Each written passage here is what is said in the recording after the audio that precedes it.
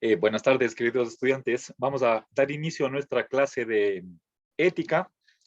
Estamos viendo la teoría kantiana.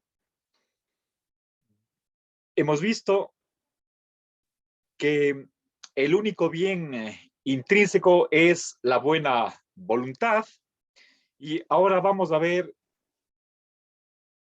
lo que es el criterio del deber. Bien, recuerden, estoy exponiendo el texto de Kant, Fundamentos de la metafísica de las costumbres. Y recuerden que en latín costumbre es mos moris, la raíz es mor, y de ahí viene precisamente la palabra moral. Eso es costumbre, y algo que se hace habitualmente. Pero por supuesto, lo que nos interesa es la teoría del deber. Entonces, en esta clase voy a explicar cuál es el criterio de la obligación o Kant se expresa en términos de el valor moral de una acción. Entonces, quieren ustedes, ¿cómo se determina la moralidad de una acción? No sé si notan alguna disimilitud entre lo que yo hablo y la imagen. Parece que no. Por favor, me avisan cuando noten ustedes una discrepancia.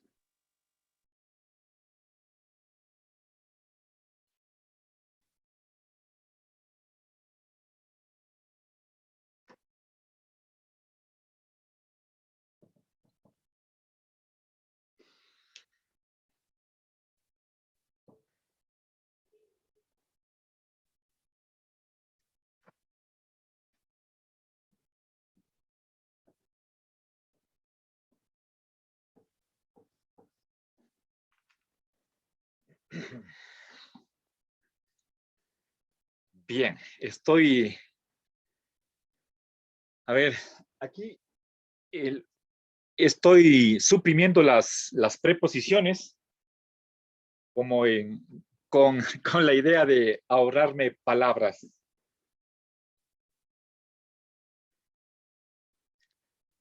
Ya.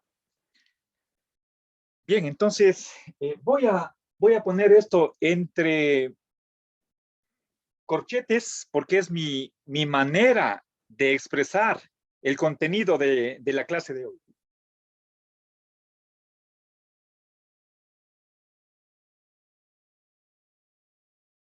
Bien, creo que esto es para mí más claro, pero la terminología que emplea Kant es un tanto diferente.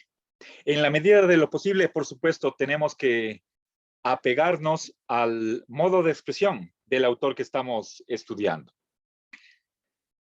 Bien, entonces, en esta clase vamos a ver las tres formulaciones que hace Kant del imperativo categórico.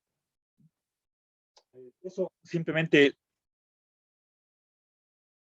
lo voy a abreviar como IC. ¿Ya? ¿Ya? Imperativo categórico. Bien. A ver, hay varias metas que se propone Kant el demostrar bajo esta temática. Nosotros en el transcurso de esta clase vamos a ver qué significa un valor, qué es un valor para Kant, ¿sí?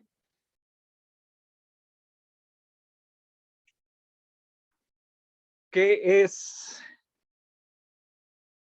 una máxima? ¿Cómo se relacionan la ley moral, la razón y la autonomía o libertad? Recuerden que Kant tiene una concepción de lo que es libertad concebida como autonomía. Bien, y finalmente, lo que tenemos que hacer con respecto a cualquier teoría o cualquier propuesta de solución, tenemos que tener un punto de vista personal. ¿Y estarían ustedes de acuerdo con la propuesta que nos hace este filósofo? Recuerden que Kant se opone a una concepción que más tarde se conocerá como el utilitarismo. Si bien Jeremy Bentham y todavía mucho más, John Stuart Mill, son posteriores a Kant, sabemos que todo inventor de una teoría tiene sus antecedentes. Lo que puede hacer uno es darle un mayor desarrollo, una presentación mucho más sistemática, profunda, de ideas que estaban flotando en el aire. Entonces, bueno, el antecedentes del utilitarismo lo podemos encontrar incluso desde la antigüedad, y por lo tanto Kant conoce versiones de teorías consecuencialistas o incluso, a ver, eudemonistas. Piensen, por ejemplo, en definir el concepto de deber en términos de el bien. ¿Sí? Eso es algo típico de las teorías consecuencialistas. Lo que va a hacer Kant es invertir el orden.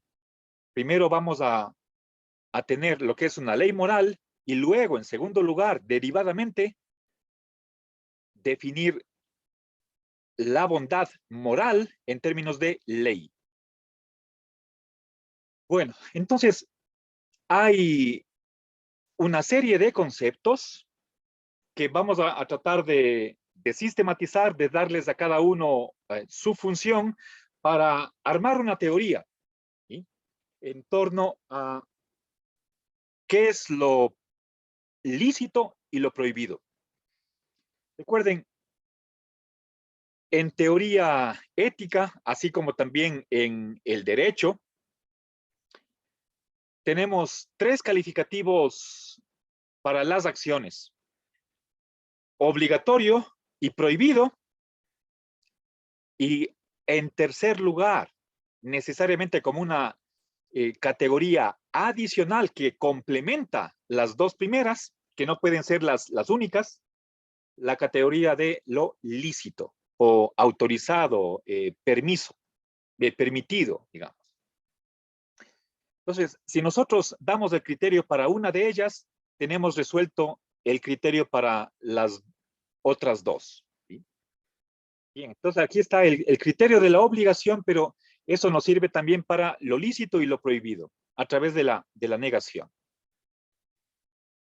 Bien, entonces, resumiendo lo que me propongo exponer en esta sesión de hoy tarde, en el centro va a estar el criterio de la obligación, o, para utilizar las palabras que emplea Kant, el valor moral de una acción. Y en el transcurso de la exposición saldrán otras nociones, otros conceptos necesarios que están conectados con los que están en el centro, como columna vertebral, la noción de máxima, ley moral, fin, el ser racional, voluntad, razón, libertad y autonomía. Y por supuesto, el imperativo categórico en tres versiones. Bueno, entonces, tratemos de empezar.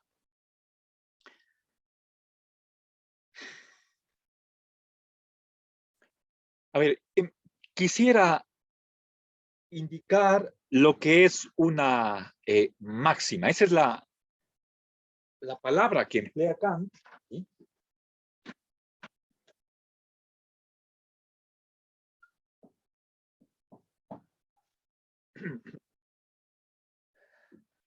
A ver, fíjense, retrocedamos al título que está puesto aquí, ¿sí? Valor moral de una acción. A ver, en primer lugar, a ver,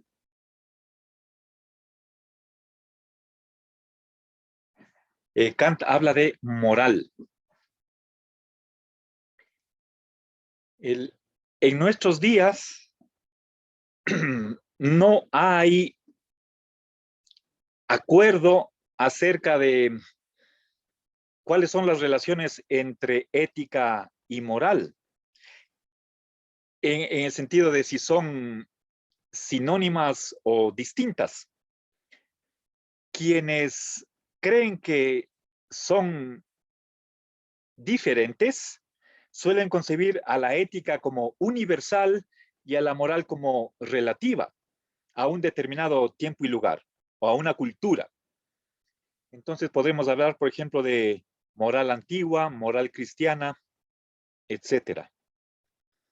Pero en cambio, y entonces los principios morales serían cambiantes y históricos, pero no así los principios éticos.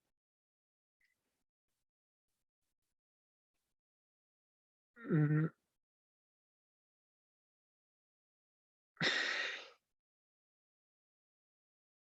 por otro lado, eh, hay filósofos que quieren identificar la moral con la ética, y eso se podría hacer desde el punto de vista etimológico, puesto que ethos en,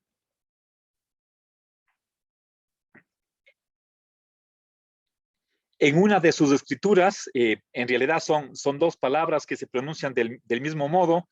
La una palabra es con epsilon, la otra con eta,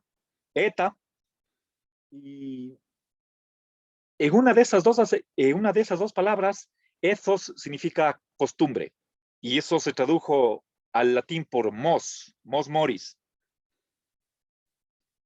Etimológicamente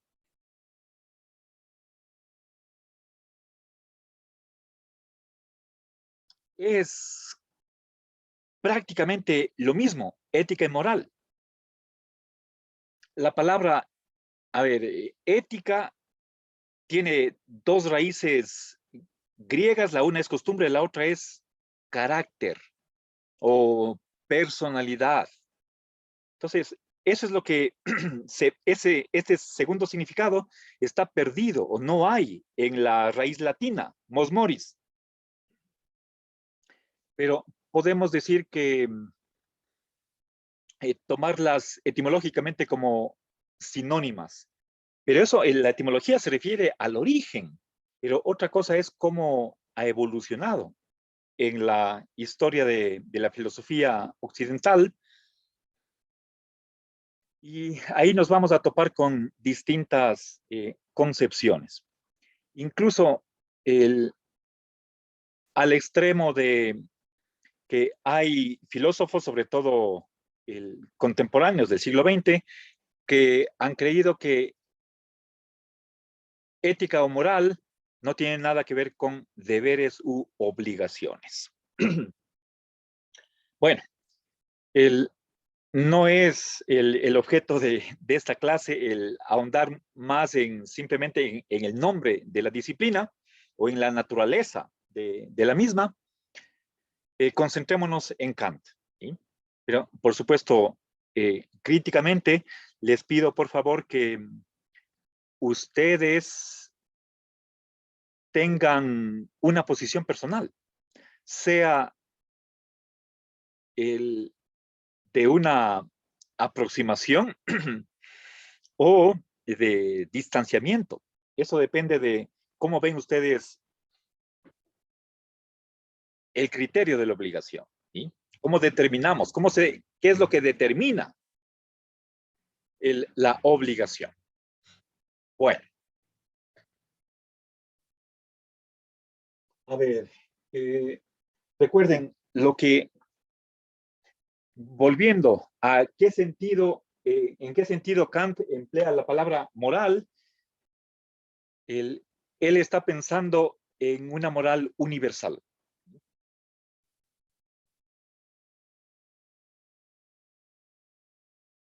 Ahora, eh, ya voy a explicar inmediatamente qué entiende Kant por valor y la otra, el otro concepto que va a servir de punto de partida es la acción. Bien, a ver.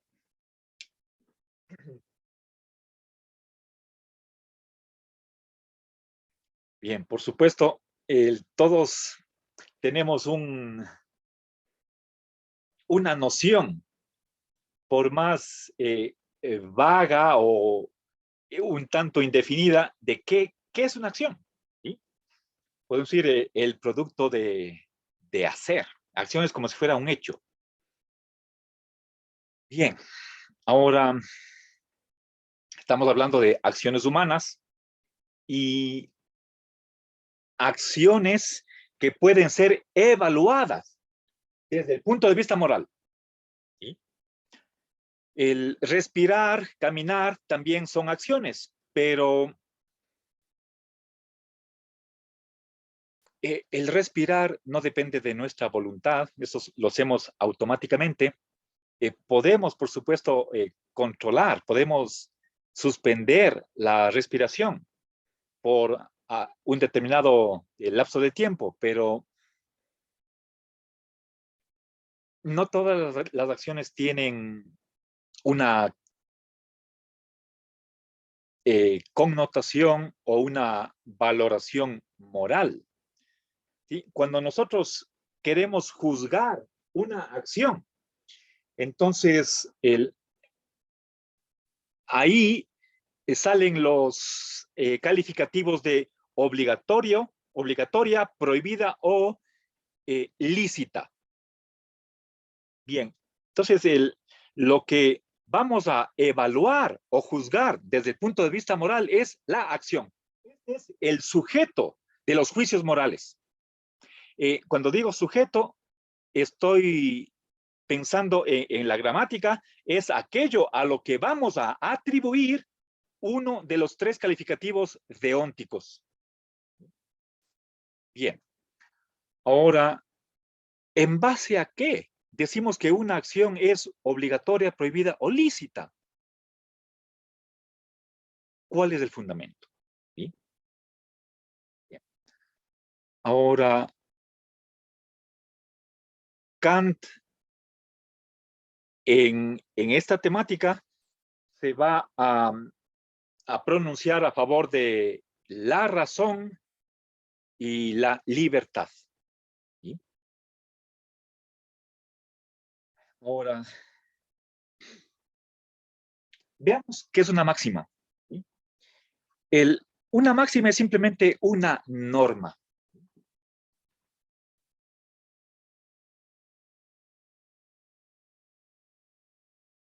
¿Ya? ¿Sí? A ver, y cómo está entendida la norma según Kant, como, con otras palabras, si quieren, como una prescripción, un mandato. ¿Sí? Una norma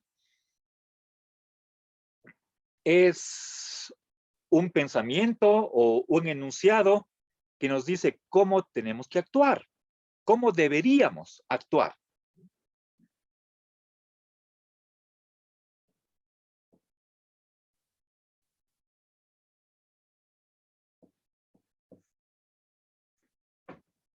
Bien. Entonces, ejemplos de normas o, bueno, mandatos que pueden ser negativos. El ama a tu prójimo como a ti mismo. Eh, no matar. ¿Sí? Les he dado dos ejemplos de normas. Bien, es decir, una norma lo que está haciendo es regulando nuestra conducta. ¿Sí?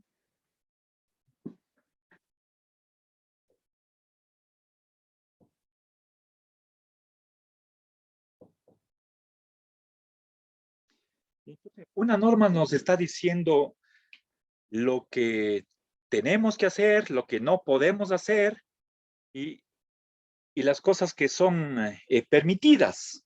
¿Sí? Bien, ahora nuestra acción, sobre todo cuando estamos pensando en acción moral, ¿sí?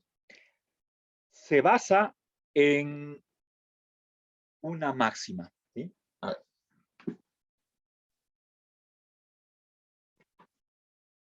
Bien. Entonces, ahora añadamos un elemento más.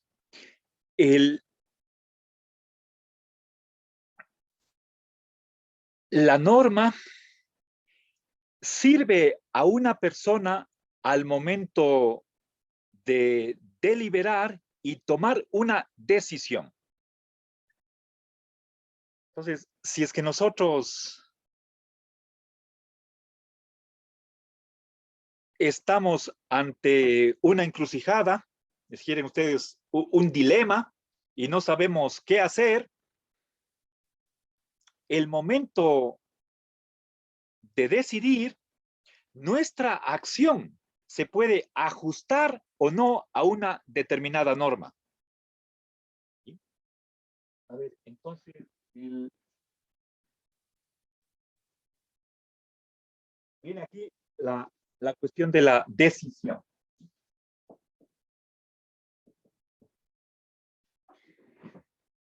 Eh, ¿Quién es el que toma la decisión? La persona.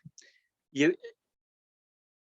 más específicamente, ¿qué aspecto de la persona es la que lleva a cabo, la que ejecuta la decisión?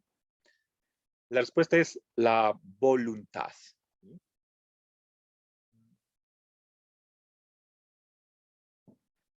Entonces, fíjense cómo voy añadiendo eh, un concepto tras otro. Veamos, empiezo por la acción, ¿sí? Pero es una acción moral, no cualquier acción, ¿sí? Una acción que puede ser evaluada desde el punto de vista moral. ¿Sí? Esa acción la realiza la voluntad. ¿Sí?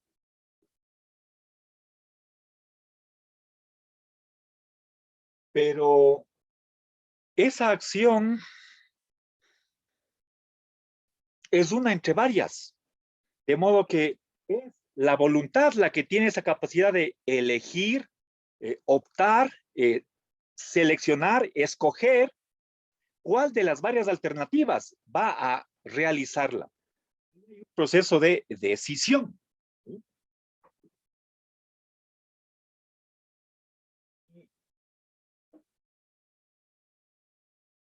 Si es que hablamos de una buena voluntad o una mala voluntad, tiene que entrar en escena lo que es la máxima. ¿Sí? Y yo, si nosotros queremos apegarnos a la terminología kantiana, deberíamos emplear esta palabra máxima. ¿Sí? Y, pero más común es la palabra norma. En el fondo son exactamente lo mismo, pero es simplemente cuestión de uso. Kant emplea la palabra máxima y para ser fieles a su modo de expresión, tendríamos que emplear esta palabra. Pero yo voy a ser un tanto flexible, laxo, y permítanme, con el perdón de los kantianos, hablar más bien de normas, que me parece hoy día la manera más usual de hablar. Bien, entonces, pongamos acá 4.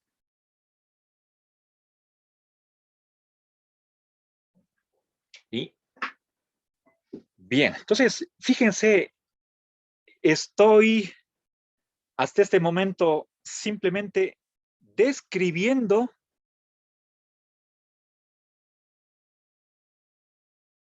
lo que podríamos llamar la experiencia moral, o si quieren ustedes, el fenómeno moral.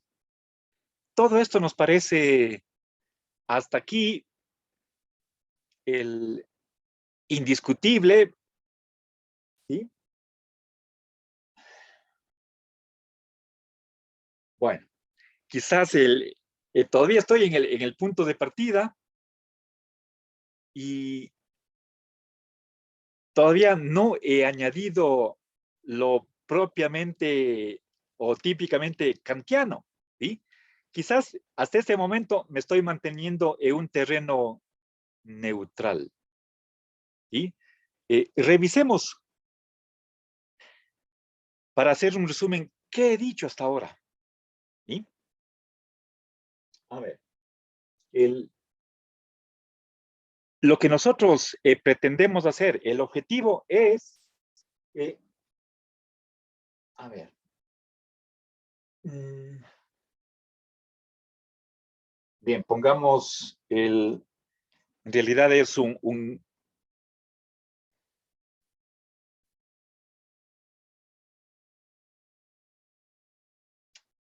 nuevamente, no me voy en lugar de hablar de el valor o la,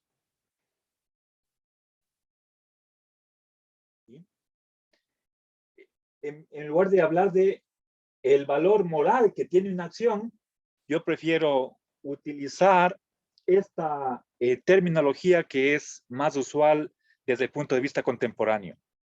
Este es un quinto elemento.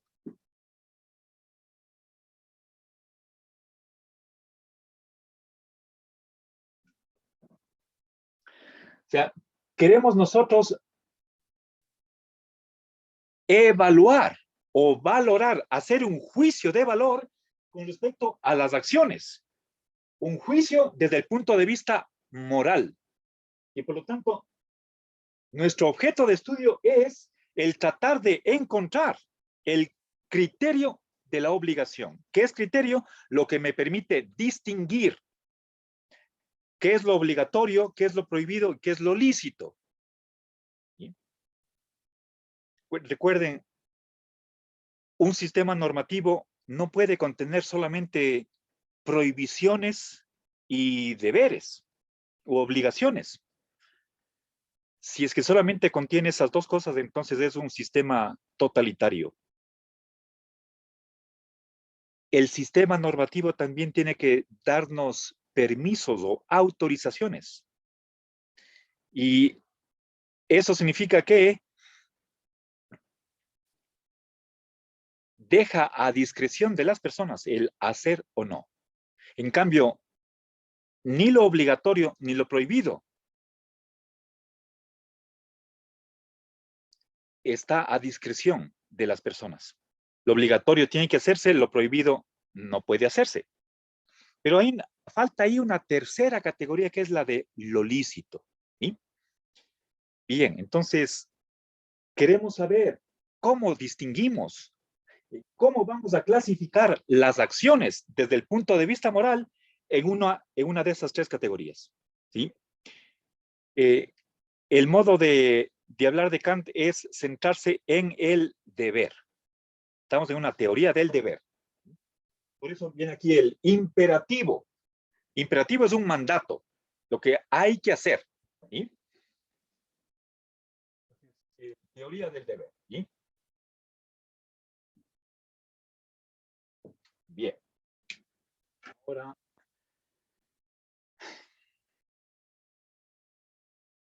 miren, ese deber u obligación se va a expresar a través de una norma. La norma puede existir a nivel del pensamiento o expresarse por medio del lenguaje. ¿Sí? En el Antiguo Testamento tenemos los 10 mandamientos, son 10 normas. ¿Sí? Ahora, eh, haz tal cosa, no hagas tal otra. Puedes hacer una tercera. ¿Sí? Bien. Ahora, detrás, ¿quién es el que lleva a cabo las acciones? Las que hacen pasar de una mera intención o un querer, un deseo, a la realidad. Eso es la voluntad. La voluntad es ese poder que tiene la persona de llevar a la práctica, ¿sí?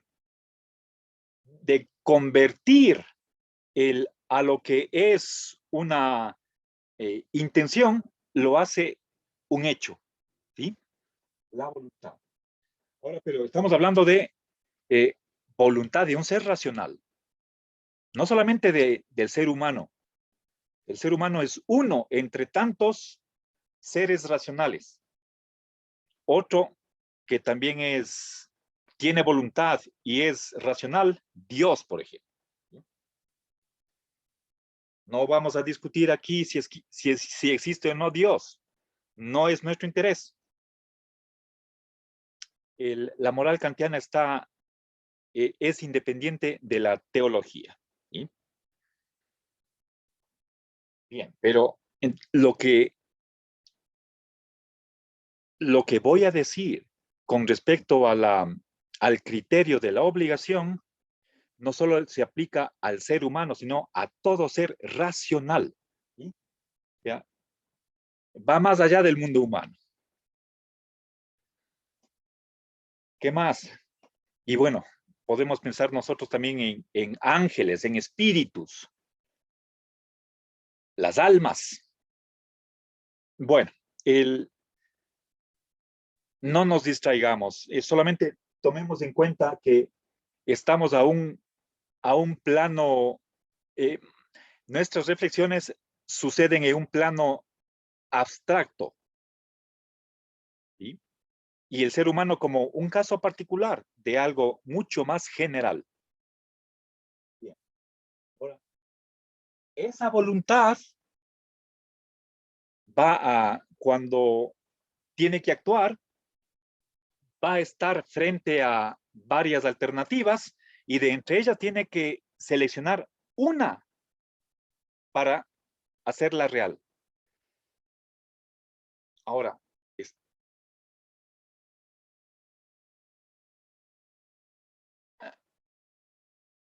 queremos que esa voluntad sea buena. Una voluntad que se ajuste a lo que exige la moral. ¿Sí? Ahora, esta acción que va a realizar la voluntad puede encajarse o ajustarse bajo una norma. ¿Sí? A ver, por ejemplo,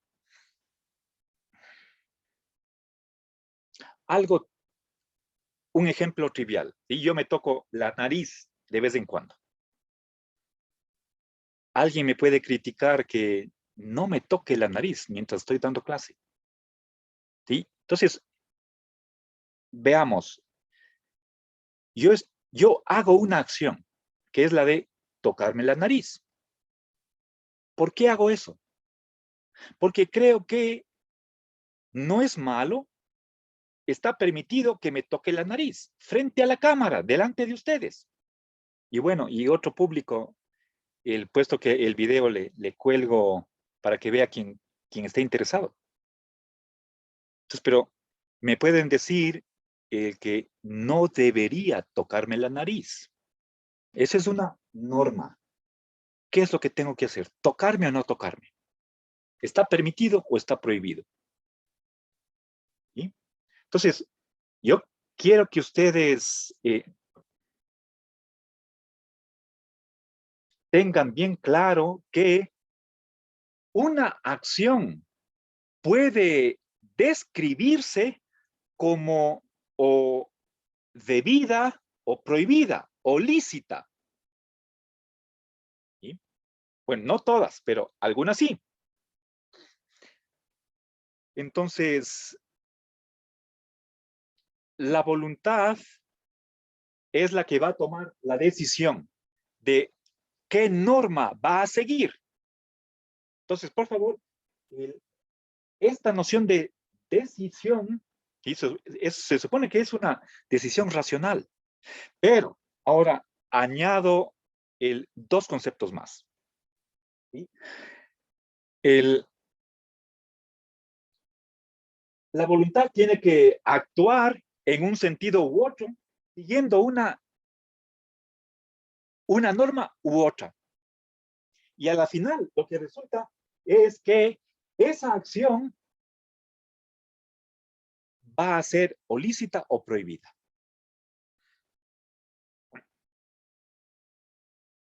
Ahora, ¿qué debería tomar en cuenta la voluntad, ¿sí? Aparte de esta norma, para que la acción resulte de acuerdo a lo que exige la moral? ¿Sí? Entonces, verán, tenemos, voy a añadir dos elementos más y vean cómo se sigue sumando y ya me voy acercando poco a poco a la posición kantiana. Aparentemente todo lo que les estoy diciendo parecería que es de sentido común. ¿Sí? A ver, verán, quiero poner aquí eh, razón y deseo.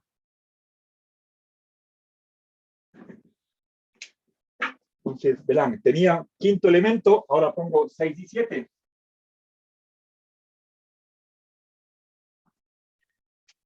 No he hecho antes la cuenta de cuántos elementos van a salir.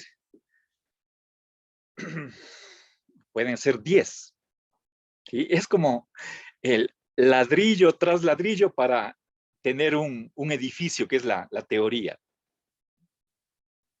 Bueno, o las tablas y clavos. ¿Sí?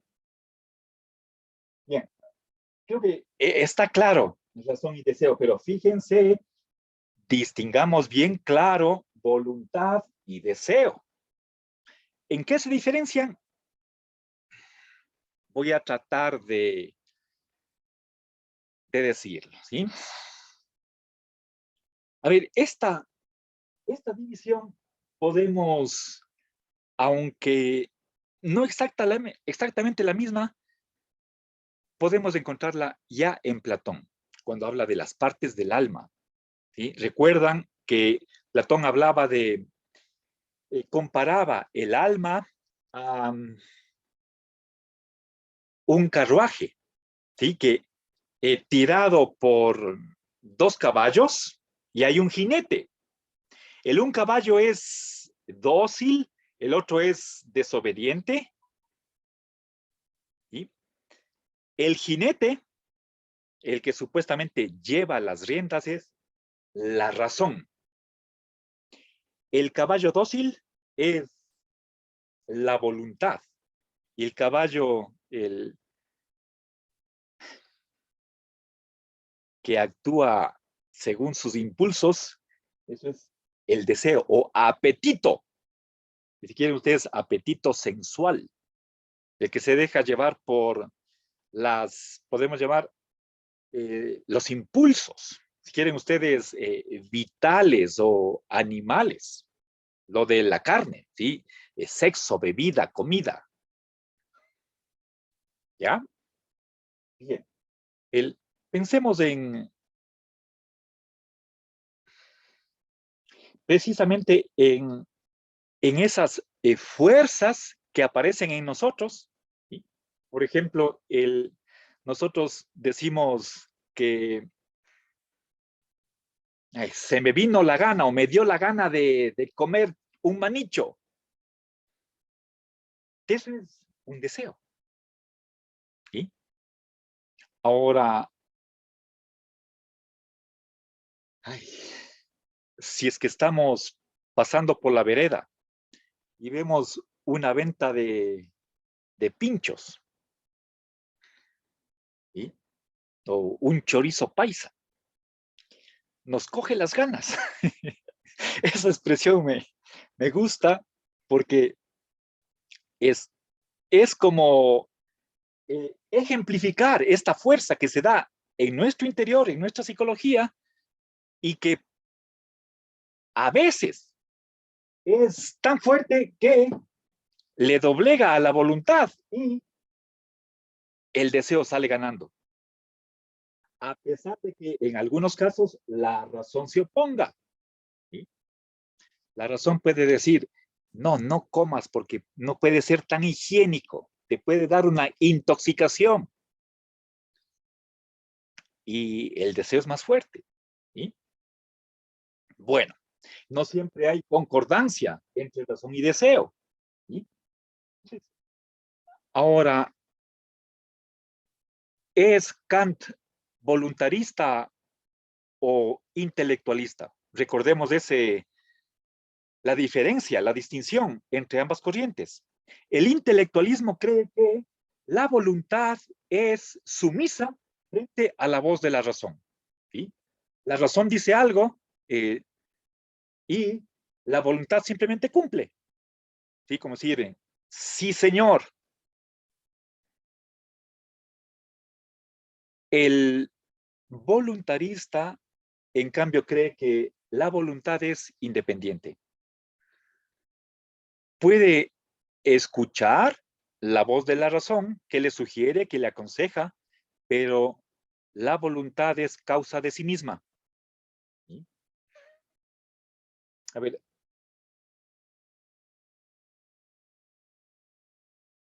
permítanme, no estoy tan seguro cuál sea la posición de Kant, pero lo que más me cuadra de la visión que yo tengo de Kant es que él es aunque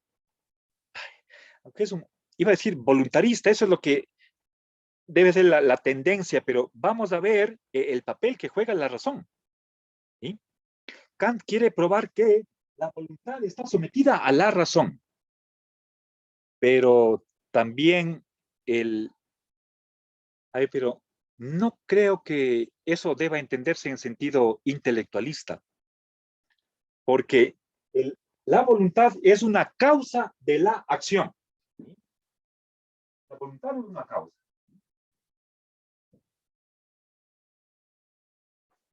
A ver, pero eh, esta es una de las 12 categorías del entendimiento que solo pueden aplicarse a los datos de la experiencia, a la sensibilidad. Pero la voluntad, la razón, eso no es sensible, eso es numénico. ¿Sí? Recuerden, bueno, en este momento no voy a ahondar más en la diferencia entre númeno y fenómeno, entre pensar y conocer, pero lo que, lo que estamos haciendo es una metafísica de la moral. Esto está en el texto Fundamentos de la Metafísica de la Moral. ¿Sí? Entonces, estos, el, esto de, a ver, la acción, eso es algo empírico.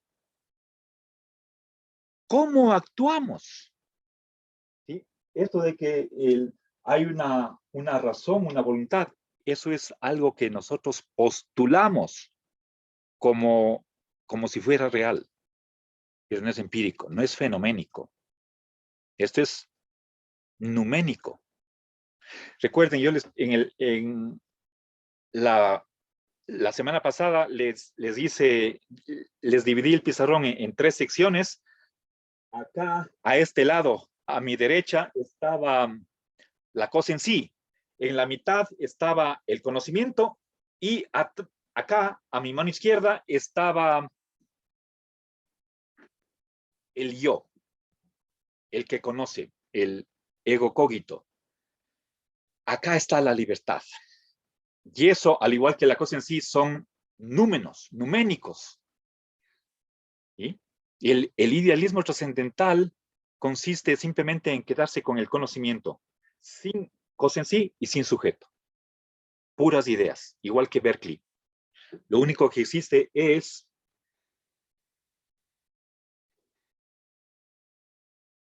las ideas, las representaciones.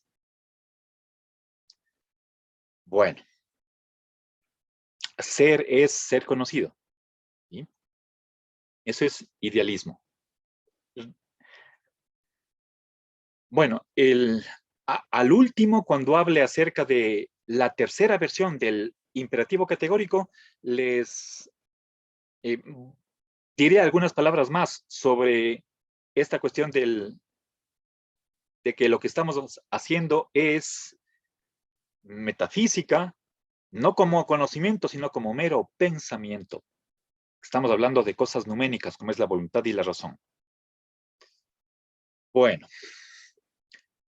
a ver, entonces, el, la voluntad a veces sigue la razón, otras veces sigue al deseo. ¿Sí? Pero en cualquier caso, el, la voluntad para realizar una acción, ¿sí?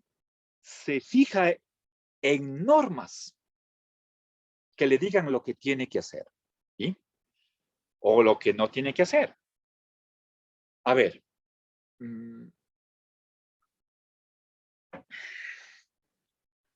ahora está comprendido hasta aquí. Creo que, a ver, verán, voy,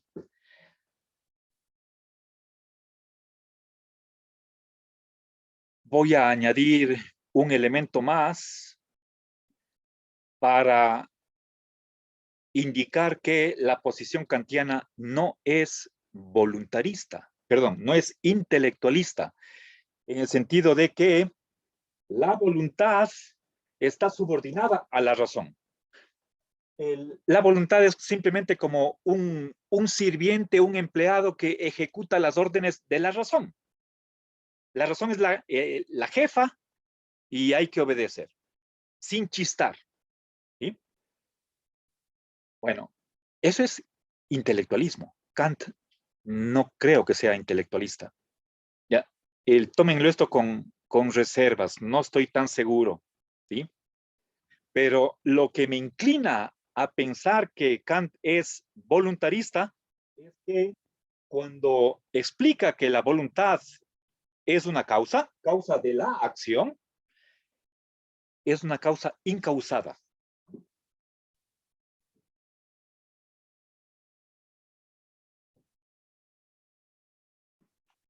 Si, si es incausada, quiere decir que no está determinada por nada. Y eso es coherente con la idea de autonomía, que es central para Kant. Aún no he puesto aquí libertad. Ya, ya vamos a ver a su momento. ¿Sí? Pero antes de libertad tengo que mencionar otro concepto más. ¿Está comprendido hasta aquí? ¿Sí? El, tengo la sensación de que tal vez todos admitirían hasta aquí, todo está clarísimo y podría ser que nos declaramos kantianos. Y bueno, esto ya es un tanto discutible. ¿Sí? Si es que decimos incausal,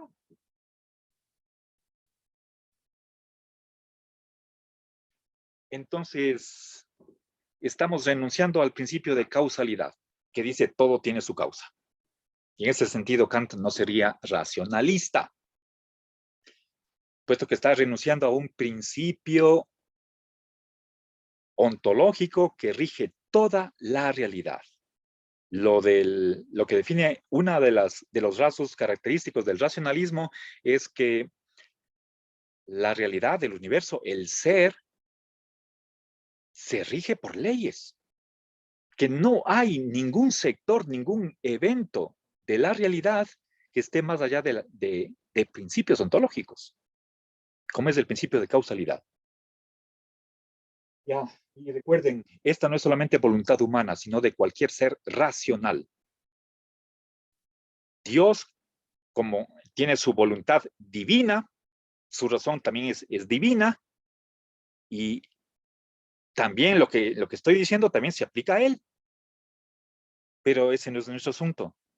Nosotros, el, lo que nos interesa es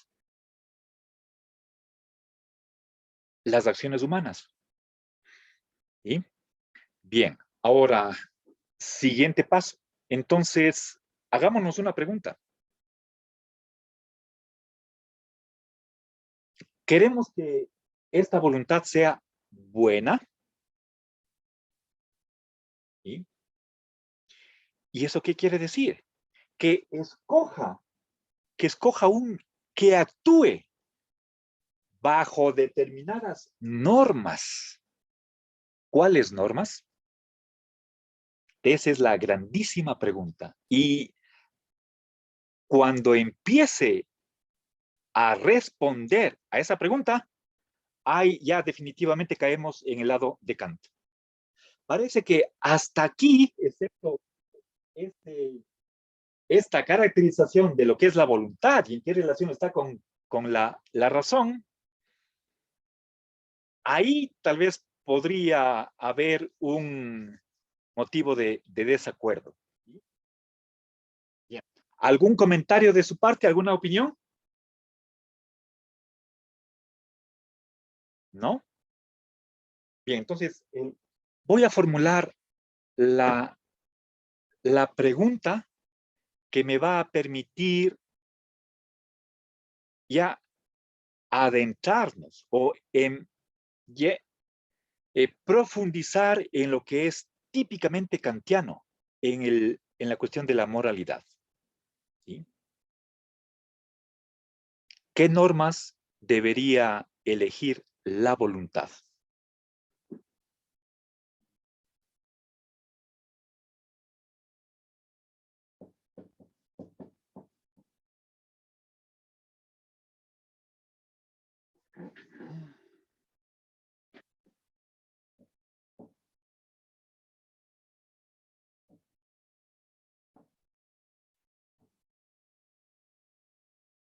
Bien, entonces, queridos estudiantes, les dejo con esta pregunta.